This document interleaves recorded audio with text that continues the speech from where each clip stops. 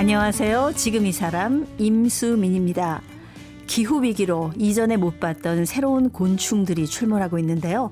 어느 날 갑자기 도심의 산과 건물을 새까맣게 뒤덮은 러브버그도 있고요. 불빛을 보고 몰려온 일명 야구장의 팅커벨 동양 하루살이 떼도 그중 하나입니다. 오늘은 대발생 곤충을 연구하는 국립생물자원관 박선재 연구관을 만나봅니다. 곤충에는 해충도 있지만 유익한 곤충도 많아서 미래 산업으로 주목받고 있는데요. 다만 곤충의 대발생은 인간에게 불편을 주기 때문에 친환경적으로 개체수를 줄이는 방법을 집중 연구한다고 합니다. 인간과 곤충의 아름다운 공존 공생을 꿈꾸는 곤충학자 박선재 연구관 지금 만나봅니다.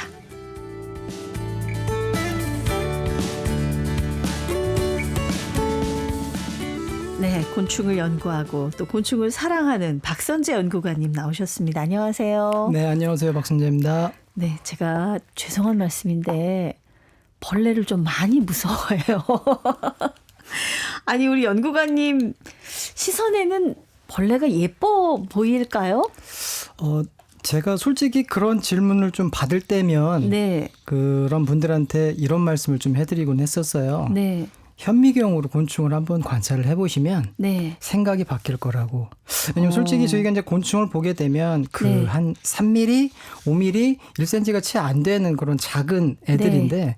현미경상으로 보면 뭐 머리, 그다음에 가슴, 배, 다리, 날개, 뭐 더듬이, 입 그런 것들이 굉장히 그 입체적으로 선명하게 보이거든요. 네. 또 색깔도 너무나 또 예쁜 그런 곤충들이 많아서 그런 현미경을 한번 보시면 아마 네. 생각이 좀 많이 바뀌실 거라고 말씀을 드리고 있고요. 그리고 또 그런 말이 있잖아요. 뭐 알면 사랑한다고. 네. 그런 차원에서 저는 곤충이 뭐 무섭다거나 그런다기보다는 좀 귀엽게 보이겠습니다. 네, 지금 표정에 애정이 듬뿍 묻어나시는 거 보니까 저는 좀 확대해서 보면 더 무서울 것 같은데. 생각이 바뀌실 겁니다. 네, 알겠습니다. 지금 국립생물자원관에서 일을 하고 계시는데 연구관님 창립 멤버라고 들었습니다. 여기는 어떤 걸 연구하고 실험하는 곳인가요? 국립생물자원관은요, 이제 환경부 기관인데요. 네. 저희는 2007년도에 개관을 했습니다. 예. 이제 그때 제가 이제 창립 멤버로 곤충을 연구하는 연구자로 이제 들어가게 됐는데, 저희 기관은 우리나라에 어떤 생물들이 있는지 그 현황을 조사를 하고요. 이 생물들이 어떤 가치가 있는지 그런 것들을 연구하는 그런 국가기관입니다. 아, 그러니까 곤충뿐만 아니라 뭐 식물, 모든 생물을 예, 맞습니다. 하는 곳이군요. 이 생물들을 또 연구하시면서 이 생물들의 유익성, 활용 방안도 연구하신다고 하던데 네. 구체적으로 어떤 건지요? 뭐 예를 들어서 뭐 사람들 눈에 이렇게 보이지는 않지만 우리가 이제 우리나라에 살고 있는 생물들 중에 보면 이산화탄소를 이렇게 저감을 시키는 그런 미생물들도 있어요. 그래서 네. 그런 생물들을 발굴을 하고 얘네들이 어떤 특성을 갖고 있는지 파악을 한 다음에 이런 것들을 이용을 하면 지구온난화를 대응할 수 있는 그런 연구들도 진행을 하고 있습니다. 이산화탄소를 저감하는 생물이 어떤 게 있어요? 예를 들어서 뭐 메타자화균이라든가 뭐 아세토젠 그런 좀 전문적인 미생물들도 있거든요. 걔네들은 눈에는 안 보이는 그렇죠. 거군요. 네. 예. 그런 생물들이 이제 이산화탄소 같은 것들을 이렇게 줄이는 그런 역할을 하기 때문에 걔네들을 활용을 해서 좀 친환경적으로 이런 그 지구 온난화를 대응할 수 있는 그런 대응 연구도 진행을 하고 있습니다. 네, 지금 연구관님이 계신 부서가요. 기후 환경 생물 연구과 대발생 연구팀이에요. 이게 굉장히 긴데 생긴 지 얼마 안 된 팀 같아요. 제가 이제 그 대발생 곤충에 대한 연구를 시작을 한 거는 네. 2021년부터였어요. 왜냐면은 2020년도에 이제 수도권이라든가 그런데 이제 대벌레라고 하는 곤충이 대발생한 사례가 있었고요. 네. 그리고 아마 시민분들 많이 아셨을 텐데 그 수돗물에서 이제 깔따구 유충이 발견된 사례가 이제 2020년도에 있었거든요. 한동안 난리 났었죠. 네네네. 예. 그런 것들을 대응을 하기 위해서 저희가 이제 2021년도부터 이제 대발생 연구를 시작을 했고요. 네. 제가 속해 있는 이 대발생 연구팀은 2023년도에 예, 새롭게 그 생긴 그런 신생 팀이라고 볼 수가 있겠습니다. 이게 뭐 필요하니까 생긴 거잖아요. 예, 맞습니다. 예. 특히 뭐 올여름에도 여러분들 겪으셨겠지만 러브버그. 네. 이게 이름은 예쁜데 말이죠. 옛날에 못 보던 건데 갑자기 때를 지어서 이게 어디서 온 거예요? 러브버그는 이제 얘네들의 그 정식적인 우리나라 국명은 붉은등 우단 털파리예요. 파리였어요. 네네, 파리의 일종인데 예. 얘네가 이제 러브버그라고 불리게 된 이유는 암수가 서로 이제 나중에 성충으로 이렇게 우화를 하게 되면 암수가 이제 신혼 비행을 시작을 하거든요. 근데 그 상태로 알을 낳을 때까지 계속 붙어 있기 때문에 러브버그라는 이제 별명이 붙은 거고요. 네. 얘네들 같은 경우는 2022년도에 이제 서울의 은평구 지역에서 예. 대량으로 발생한 현상이 처음으로 이제 그 보도가 된 이후로 현재까지 이제 서울 전역과 인천 그리고 서울과 접해 있는 경기 일대에서 계속적으로 대량으로 발생하고 확산하고 있는 현상을 보여주고 있습니다. 근데 도망을 안 가더라고요, 얘네들이. 얘네들 같은 경우는 이제 붙어서 날아다녀서 어떤 그 비행의 어려움도 있겠고요. 또 네. 비행 능력이 이렇게 좋지가 못합니다. 아. 그래서 비행 중에 어딘가에 붙을 수 있는 물체가 있으면 쉽게 달라붙는 그런 습성이 있어요. 예. 근데 올해는 못 산다고 들었는데. 보통 러브버그 이 붉은등 우단 털파리의 수명은 한 일주일 정도 보시면 되고요. 근데 얘네가 짝짓기 한 다음에 알을 한 300에서 500개 정도를 낳고 죽습니다. 한 쌍이. 네네. 와, 그 번식력이 어마어마하겠는데요. 보통 많은 곤충들이 그런 식으로 좀 알을 많이 낳는 종류들이 좀 있거든요. 네. 예, 이런 이 러브버그도 그런 종류 중에 하나라고 보시면 될 것 같아요. 그럼 내년에는 더 많이 나타나겠네요. 근데 이제 얘네들이 한번 대발생을 한 이후에는 얘네들이 대발생을 했다는 것은 어떤 그 환경에 그 밸런스가 좀 깨졌다는 의미를 또 볼 수가 있거든요. 네. 근데 이게 또 대발생한 이후에는 어떤 그 자연의 자정작용에 의해서 조금씩 그런 것들이 좀 해결되는 그런 현상을 보이기도 하거든요. 자기들끼리 좀 조정이 되는 부분이 있나 맞습니다. 봐요. 그러니까 경쟁이라든가 그런 부분이 작용을 하게 되면 이전보다는 조금씩 줄어드는 그런 양상을 보이기도 합니다. 네.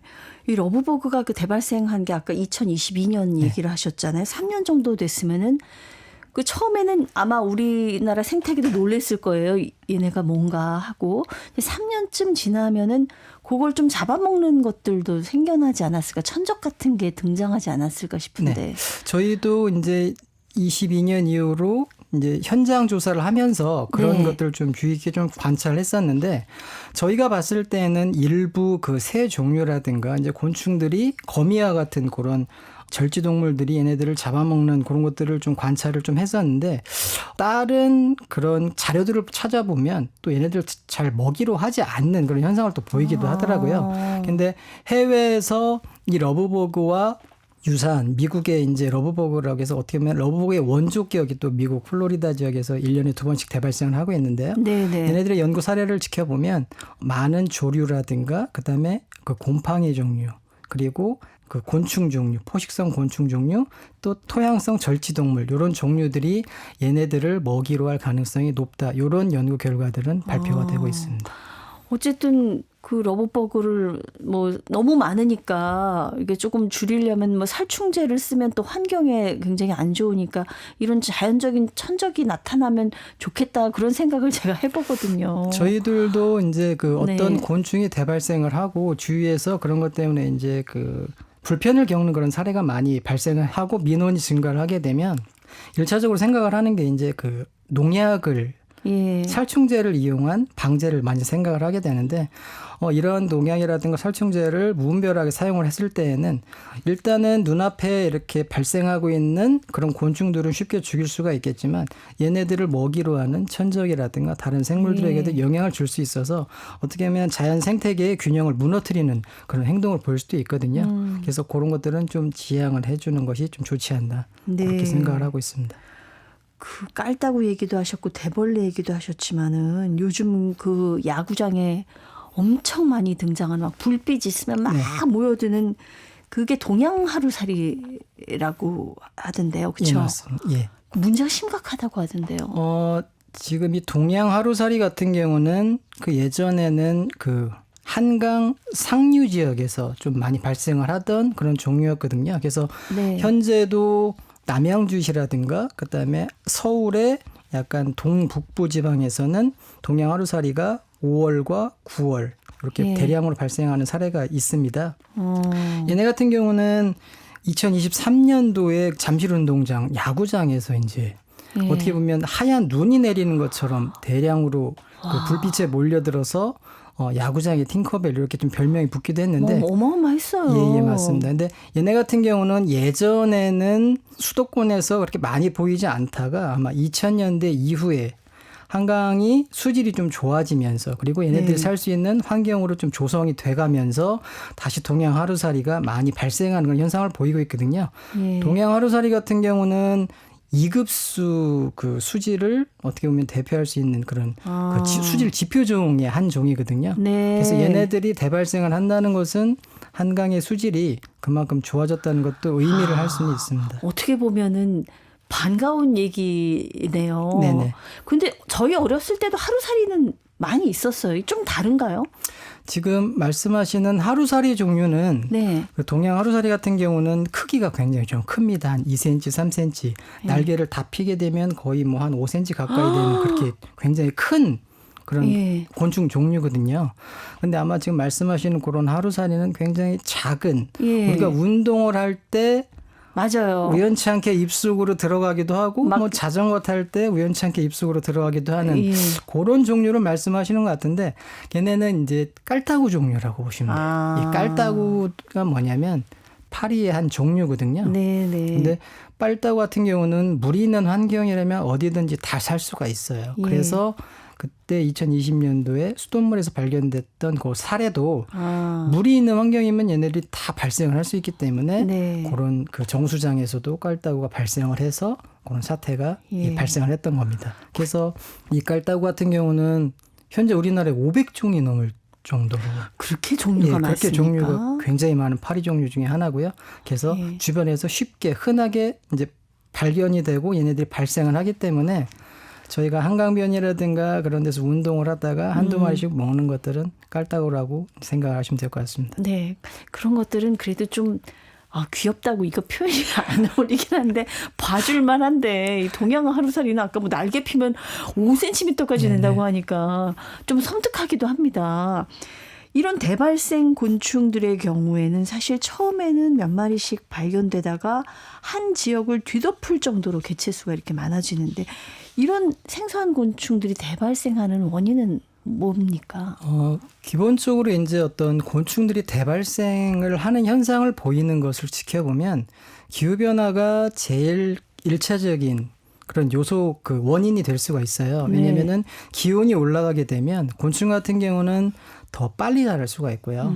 더 크게 자랄 수도 있고 그다음에 세대수를 더 많이 그러니까 여러 번 알을 낳고 생활할 수도 있는 그런 가능성이 높아지기 때문에 그런 지구 온난화가 주범이라고 어떻게 일차적인 원인이 될 수 있지만 그렇다고 그런 것만 원인이 될 수 있는 건 아니고요. 얘네들이 어떤 천적이 좀 감소한다거나 네. 얘네들이 살고 있는 환경에 변화가 좀 있다거나 아니면 해외에서 우연치 않게 우리나라로 들어왔을 때 네. 그랬을 때도 대발생할 수 있는 원인이 될 수가 있습니다. 예를 예. 들어서 아까 말씀을 드렸던 그 러브버그 같은 경우도 저희가 해외에 있는 얘네들이 원래 서식하고 있는 해외에 있는 그런 러브버그들을 채집을 해서 연구를 해보니까 중국 쪽에 있는 러브버그 그 개체들과 우리나라 개체들이 좀 가깝게 그 엮이는 그런 연구 결과를 저희가 이제 얻었거든요. 네. 그런 것들을 분석을 해보면 어떤 해외 무역을 통해서 우연치 않게 해외에서 우리나라로 유입될 것으로 그렇게 추정이 되는데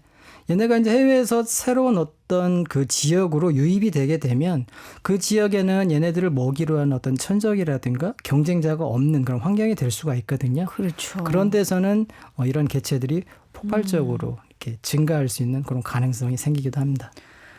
러브버그 때문에 한동안 막 문제가 되면서 그래도 여기저기서 러브버그는 해충이 아니다 이런 얘기를 듣긴 들었어요.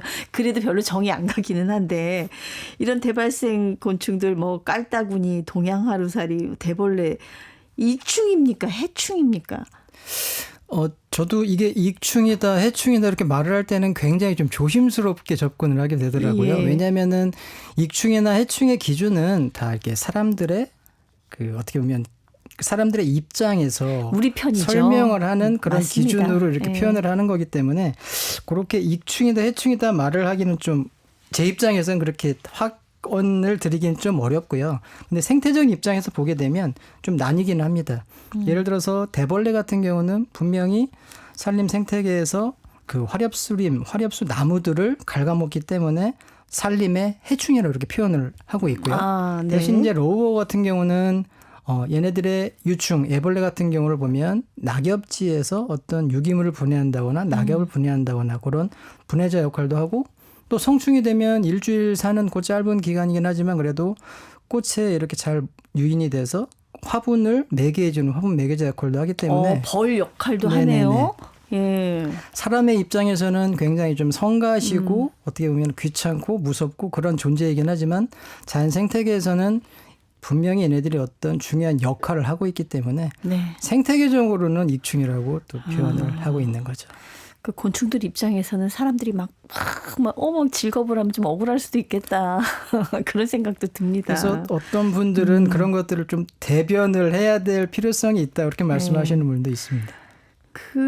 사실은 아무리 익충이라도 이렇게 개체 수가 많으면 많은 불편을 초래하기 때문에 좀 환경을 해치지 않는 범위 내에서 개체 수를 줄일 수 있는 방법을 우리가 찾아야 될 텐데 좀 찾으셨나요? 저희도 이제 그런 부분에 좀 중점을 두고 이제 연구를 진행을 하고 있는데요. 네. 저희가 이제 계속 연구를 진행을 해 나가면서 이렇게 대발생하는 곤충들의 습성을 보니까 그 동양 하루살이라든가 아니면 러브버그라든가 이런 종류들을 보니까 이제 빛에 잘 유인되는 그런 습성이 있더라고요. 네. 그래서 빛을 이용을 해서 얘네들을 유인을 해서 포집을 시켜서 개체 수를 좀 줄일 수 있는 그런 기술들을 계속 개발해 나가고 있고요. 네네.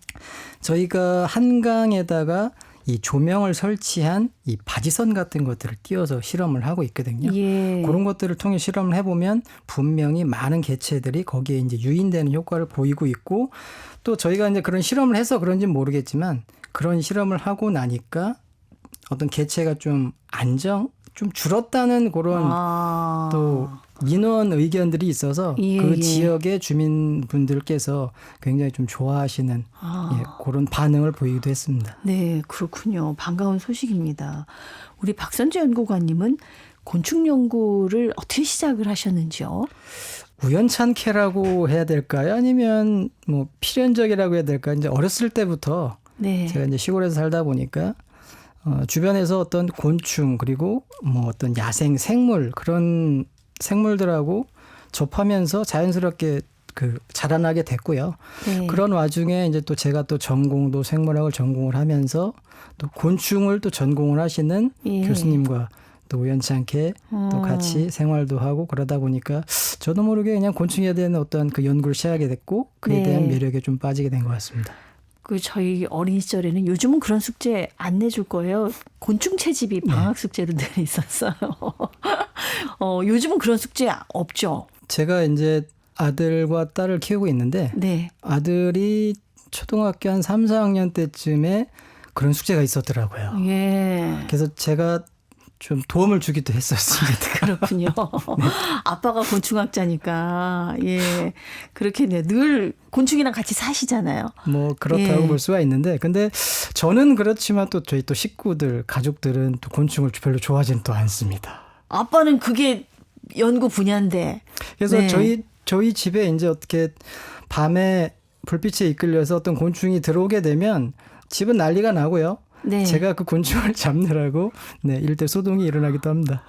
그러면 이제 집에서 발견하시면은 그냥 내보내시는 쪽입니까? 아니면 이렇게 잡는 쪽입니까? 일단 아이들의 어떤 건강에 좀 해를 끼칠 수 있는 그런 곤충이 들어왔을 때는 아무래도 좀 잡아서 좀 처리하는 그런 식으로 좀 처리를 하고요.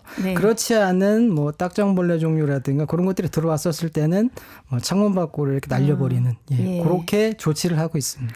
현대인들이 자연과 점점 멀어지다 보니까 예전에는 그냥 같이 더불어 살았는데 이제 막 뭐 하나하나 나타나도 직업을 저부터 좀 돌아보게 됩니다. 지금 딱정벌레는 내보낸다고 하셨어요. 주 연구 분야가 딱정벌레시라고 제가 들었어요. 아무래도 좀 그런 게 좀 영향을 끼쳤다고 보기도 합니다. 애정이 있으시겠죠. 이게 딱정벌레 연구가 무슨 매력이 있나요? 재미가 있으세요? 이 딱정벌레 같은 경우는 이제 몸이 좀 기본적으로 딱딱합니다. 이제 이름에서도 예. 알 수 있듯이 딱정벌레라는 게 이제 몸이 이렇게 딱딱한 어떤 덮개로 보호된 그런 곤충들을 말하거든요. 네. 얘네 같은 경우는 광택도 굉장히 화려한 광택을 많이 보이고 있고요. 그리고 색깔도 굉장히 그 보석같이 또 무지갯빛과 같은 그런 굉장히 화려한 색깔도 많이 있기 때문에 그래서 많은 학자라든가 아니면 일반인들이 좀 좋아하는 그런 곤충 종류 중에 하나라고 볼 수 있습니다. 그렇군요. 그 딱정벌레뿐만 아니라 많은 곤충을 연구하셨는데 혹시 처음 발견하신 것도 있나요? 제가 이제 연구를 하면서 석사 박사 과정에서 한 20종 이상의 미기록이라든가 아니면 신종 이런 것들을 좀 많이 보고를 하기도 했었는데요. 네.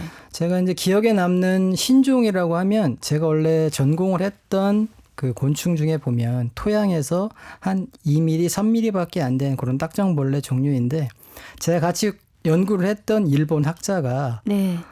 우리나라의 이순신 장군님을 너무나 존경하는 일본 학자가 있었습니다. 예. 그래서 저희가 신종으로 발견한 곤충의 이름에 이순신 장군의 이름을 집어넣은 이순신아이라는 그런 신종을 발표를 하기도 했었습니다. 벌레 이름에 이순신이 예, 맞습니다. 들어갔어요? 어떻게 보면은 곤충은 한 3mm밖에 안 되지만 거기다 이순신 장군님의 이름을 붙인 것이 조금 걸리긴 했는데요. 그래도 네네. 그 일본인 학자가 이순신 장군을 너무 좋아하시는 네네. 그런 것 때문에 저희가 어떻게 하다 보니까 그렇게 신종으로 낸 곤충의 이름에 이순신 장군 이름이 들어간 적이 있습니다. 네. 그렇게 많은 학자들이 이 곤충 연구를 하고 있을 텐데 아직도 처음 발견되는 것들이 있나요? 연구가 많이 되어 있는 그런 그 곤충들은 신종이라든가 미록종이 나올 가능성이 좀 낮긴 하지만 네. 아직까지도 곤충은 굉장히 다양성이 높거든요. 그래서 연구가 안 된 그런 분류군들이 많기 때문에 현재도 굉장히 많은 그런 새로운 종들이 발견이 되고 있습니다. 네. 아직도 연구할 분야가 많이 남아있다는 그런 얘기네요. 예, 맞습니다. 아무래도 곤충을 연구하시니까 아마 전국의 산과 들을 다 다니지 않으실까 네네. 싶습니다. 야외 활동하다 보면 별의별 일이 다 있을 것 같은데요. 그렇죠. 예. 제가 예전에 산에서 나무에 있는 곤충들을 이렇게 조사를 하고 있었을 때가 있었어요. 네. 근데 이제 그런 것들을 하다 보면 발 밑에 뭐가 있는지 신경도 안 쓰고 이제 나무만 이렇게 지켜보면서 연구를 하다가 제가 땅벌집을 밟고 그 조사를 했던 적이 있거든요. 근데 그 순간에는 뭐 한 2, 3분 동안은 제가 땅벌집을 밟고 있다는 것도 몰랐었는데 조사를 하다가 제 신발을 보니까 벌써 땅벌이 하얗게 덮었더라고요. 야, 그거는 진짜 그 시간에 그 땅벌들을 털고 옆에 계곡으로 뛰어드는 그 짧은 시간 동안에 한 땅벌한테 한 15방 정도 쏘였던 기억도 있었고요. 야, 그거는 잘못하면 사망에 이를 수도 있을 만큼 되게 위험한 순간이었겠네요. 그런 에피소드도 있고요. 그다음에 저희가 이제 조사를 하는 종류 중에는 죽은 동물의 사체를 분해하는 그런 곤충들도 있고요. 뭐 소똥이나 말똥이나 이런 것들을 분해하는 딱정벌레 종류 굉장히 많습니다. 예. 그래서 걔네들을 채집을 할 때는 워낙 또 크기가 작다 보니까 핀셋이나 손으로 잡기 너무 힘들거든요. 그럴 때는 우리가 이제 흡충관이라고 해서 이렇게 쪽쪽 빨아서 곤충을 채집하는 경우가 있는데 입으로 빠시는 거 직접? 예. 그래서 이제 그렇게 해서 채집을 하다 보면 썩어가는 동물의 사체 향기를 그대로 흡수를 하기도 하고요. 야, 이건 극한 직업인데요? 소똥이나 말똥에서 조사를 할 때는 우연치 않게 그런 것들이 입으로 들어가기도 하고요. 근데 요즘은 그 사이에 또 필터가 또 생겨서 요즘 그래 좀 할만합니다. 진짜 사명감이 없으면 힘든 그런 일입니다. 그 곤충 연구는 배고픈 학문이다 이렇게 생각하시는 분들이 어떻습니까? 실제로? 요즘은 좀 상황이 그래도 좀 많이 좋아진 거라고 저희는 좀 생각을 하고 있어요. 왜냐하면 제가 이제 대학원에서 공부를 할 때만 하더라도 교수님이 이제 처음에 면접을 볼 때 그런 말씀을 하셨던 게 기억이 나요. 이 분류학이라는 게 아직까지도 나중에 학위를 받고 난 이후에도 취직할 수 있거나 그런 자리들이 만만치 않다. 흔히 말해서 배고픈 학문이다. 이제 그런 표현을 좀 해주셨거든요. 근데 저희는 이제 좋아서 어떻게 하다가 거기까지 가다 보니까 그런 것들은 크게 신경을 안 쓰고 이제 공부를 하게 됐는데 요즘 같은 경우는 저희 국립생물자원관이라든가 아니면 저희와 같은 이런 그 연구를 하는 그런 기관들이 많이 생겨나고 있거든요. 네. 그렇다 보니까 저희 세대보다는 조금 더 어떻게 보면은 좀 기회가 많이 생기지 않았나 그렇게 생각을 하고 있고 앞으로는 더 이런 분야들이 좋아질 거라고 좀 생각을 하고 있습니다. 네. 사실 기후변화로 우리 곁에서 사라진 곤충도 많이 있고 네. 또 아열대 기후로 우리나라가 지금 바뀌어가면서 새로운 곤충이 출몰할 가능성도 높아지고 있는 것 같습니다. 우리가 일단 막 징그럽다 그래서 살충제부터 뿌리시는 분들 있는데 어떻게 대처를 해야 될까요? 이제 우리 주변에서 뭐 대발생 곤충이라든가 아니면 네. 일반 곤충들이 집안으로 유입되거나 아니면 주변에서 많이 있었을 때 살충제를 무분별하게 뿌리다 보면 아까도 말씀드렸듯이 다른 또 생물들에게도 영향을 줄 수가 있거든요. 그러면 지금은 우리가 이런 곤충들 때문에 많이 힘들어하지만 그런 식으로 살충제를 좀 무분별하게 사용을 하다 보면 우리가 진짜로 생각지도 못했던 어떻게 보면 뭐 러브버그나 동양 하루살이보다도 훨씬 더 문제가 될 수 있는 그런 곤충들이 새롭게 또 발생할 수 있는 위험성이 있거든요. 그래서 그런 것들을 좀 최소화하기 위해서는 좀 친환경적으로 다른 생물들에게는 영향을 최소화할 수 있는 그런 방법들을 좀 계속 지속적으로 개발하는 게 필요하겠고요. 주민분들, 시민분들도 조금은 좀 불편하시겠지만 그런 부분들 어떤 공존의 어떤 그 의미라든가 그런 의식의 어떤 전환 그런 것들이 좀 필요하지 않나 그렇게 좀 말씀을 드리고 있습니다. 네. 그런 방법들은 박선재 연구관님 같은 분들이 좀 찾아주셔야 되겠습니다. 저희가 네. 이제 연구 사업을 하면서도 얘네들에 대한 어떤 종의 분류라든가 생태 그런 정보들을 확보를 하는 연구도 하고 있지만 얘네들을 분명히 이제 시민분들이 너무 많은 곤충들이 발생을 하게 되면 불편함을 이제 호소를 하시기 때문에 그런 분들을 위해서라도 어느 정도 수준의 개체수를 조절할 수 있는 친환경적인 개체수 관리 방법들은 꼭 필요하다고 보고 있고요. 네. 그런 부분들을 저희가 좀 신속하게 좀 찾아 나가기 위해서 네. 계속적으로 기술을 개발하고 찾아 나가는 그런 연구를 진행을 하고 있는 겁니다. 네. 오늘 말씀 감사합니다. 네, 감사합니다. 기후위기로 인해서 대발생하는 곤충들을 연구하는 국립생물자원관 기후환경생물연구과 대발생 연구팀의 박선재 연구관과 함께했습니다. 아나운서 임수민이었습니다.